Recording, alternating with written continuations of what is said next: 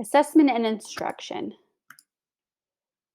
Assessment in this population, what we really need to look at closely is speech and language skills, especially communicative abilities. And that should be a part of the evaluation of any student suspected of having EBD. But if you recall, the criteria from IDEA and from the state of Missouri didn't require speech and language testing. I bring this up because it's not required, you might meet resistance from IEP team members or your process coordinator, not out of ill will, but because of limited resources. And they might say, no, we're not going to test their speech and language. Um, we don't really have any concerns, and we're not going to add that to the speech therapist plate, or so on and so forth. And I think you just need to take this knowledge and be ready to really advocate for why you think it's necessary that we get some information in that area as well. We know it's important. Many cases have shown previously undetected speech and or language problems, and they kind of lump it all together when really it could be a separate thing. It's originally identified as a EBD versus a language or communication difficulty. So we just have to try and share our understanding and advocate, like I said, and always try and humbly use facts and not opinions. So know your research. I've listed some here. Um, we just know that there is a reason that appropriate language assessment for students in this category should be included, even if it's not required. And it's not even just looking at their speech and language skills, but like conversational context, or meaning their social skills and how critical that is to their successful life outcome. And so, it just kind of depends on what environment you see yourself in someday. But I hope that many of you will be on IEP teams that understand, hey, we want to do the speech language testing also. When you yourself as a teacher would actually be assessing them, some considerations that are really good across the board, they list specifically in this chapter to this population, is to consider the speed that you're doing it, give them lots of breaks and lots of reinforcement. So really chunking the test and making sure that you know what's reinforcing to them and that they get that every so often, and it's very clearly laid out to them. uh, think about being a kid and being taken in a room and thinking, how long do I got to be in here? How long do I got to sit here and answer all those questions? And so, like a little visual strip of saying, you know, first these, 10 minutes with your visual timer and then a break. And you set that visual timer so they know, okay, well, I only have to answer her questions or his questions this much longer before I get a break. It's a good practice with all kids, but kids that might already be struggling with um, hyperactivity or attention, that's very, very helpful. And then the goals for instruction, trying to figure out what to teach and how to teach it. Um, so, what to teach would be the goal. We need to help students learn vocabulary words to identify and describe their emotional states. Remember, if they have a co-occurring language disorder, they might not even have the vocabulary to tell you what they need and what they're feeling, what their issues are. Make sure you try and set them up for success as a classroom communicator. And so they're not always standing out to not only you, but their peers as a kid that can't do what the other kids can.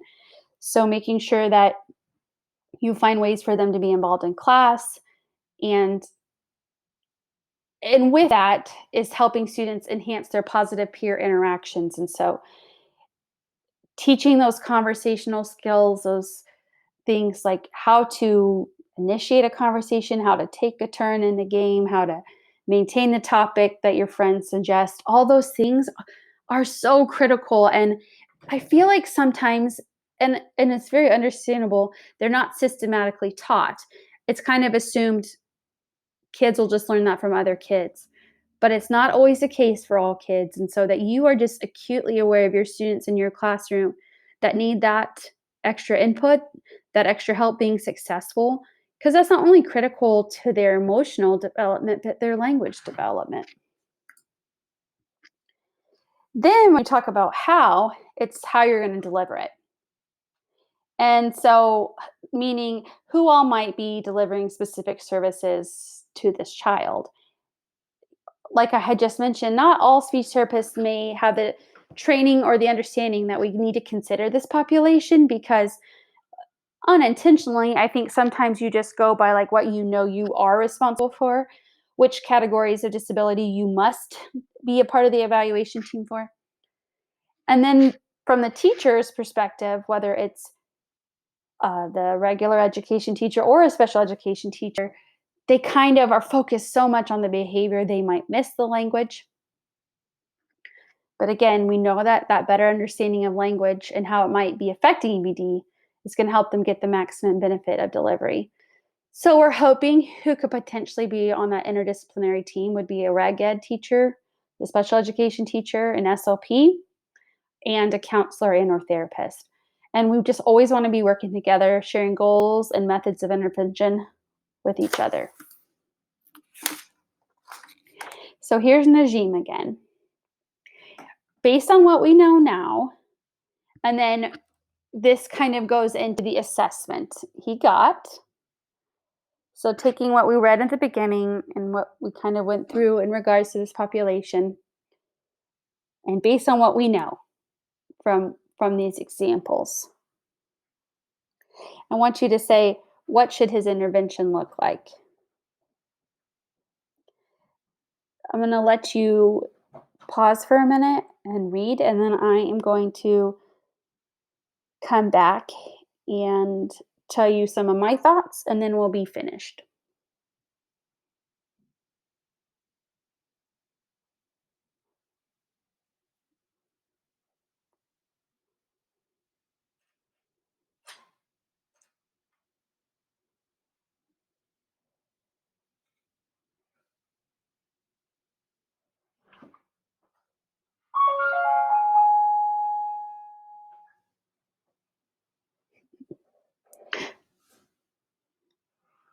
All right.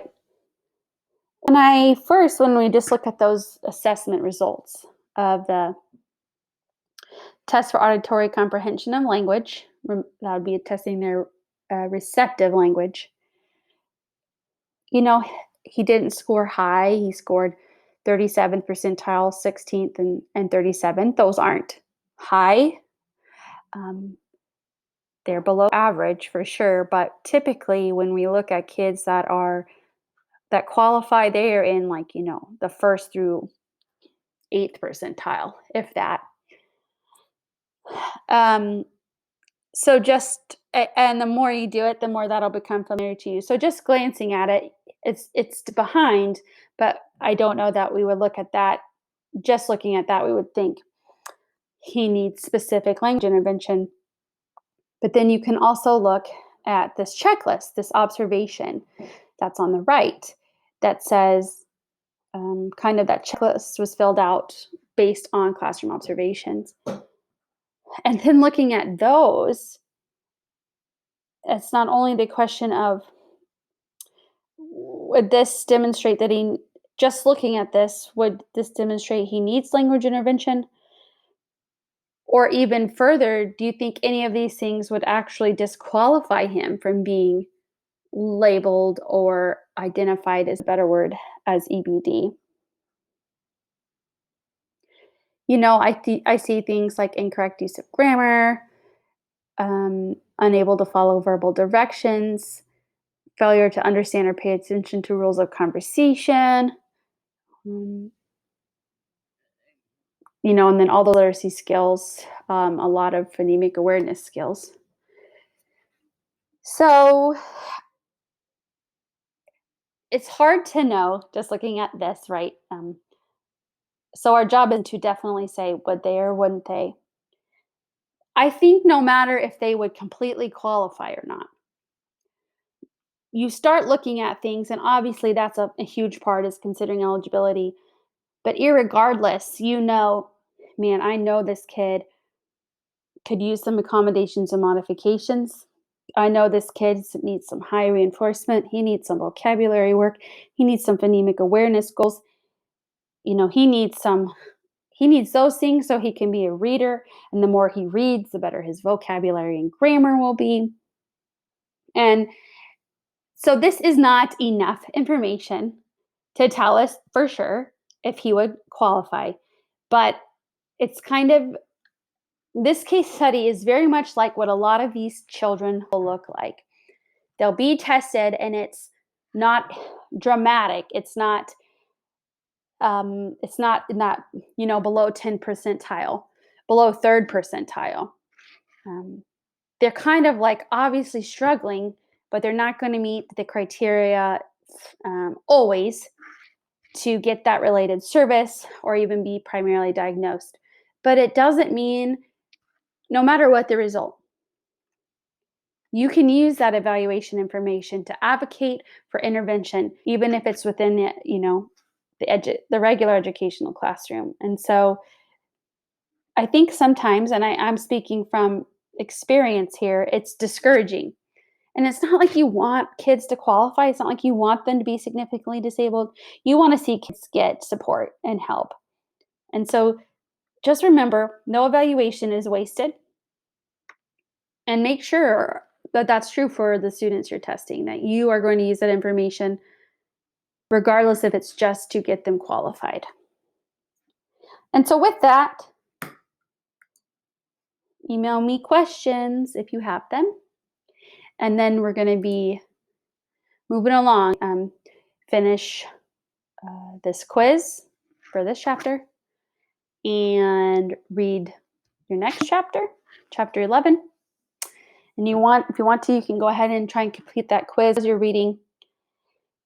And if you have not started your final assignment and project for the end of the semester by now, I would suggest you do that too. Just a friendly reminder. And I'm sorry for the beeping, guys. When we're working on these things, I am more than willing to help you. But if you wait till the night before, I might not be able to get you help your grade. If you contact me weeks before, and want a meeting or a phone call, I'm very obliged to do that. Just not at the last minute. So with that, I'll say goodbye and see you next time.